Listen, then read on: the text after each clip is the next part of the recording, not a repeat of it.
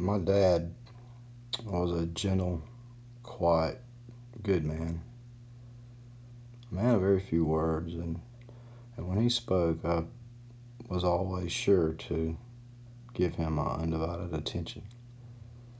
And I remember one particular day, I think I was somewhere around in my 20s, and I was on a rant, and I was just complaining away. I was just complaining, and he got up and came over there and put his arm around me and looked square in the eye and said, "Son, always remember, there is somewhere in this world someone that has far worse problems than you."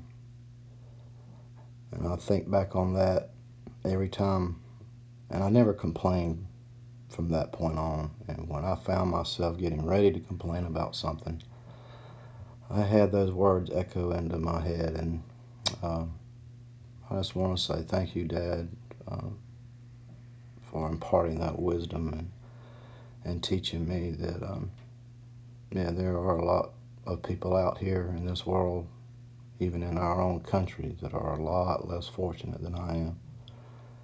And God has surely blessed me with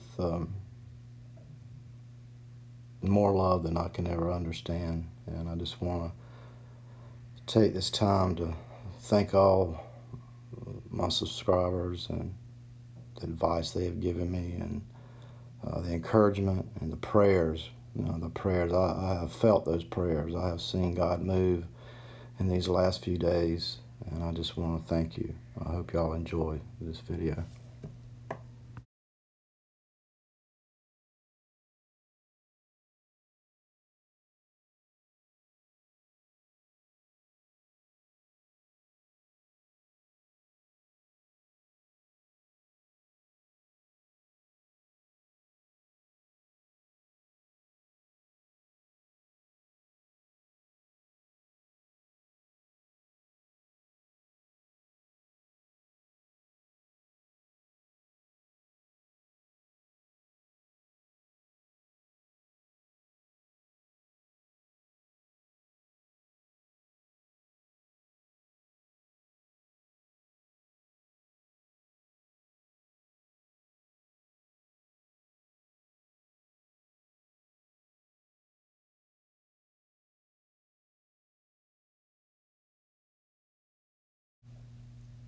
Who shall separate us from the love of Christ?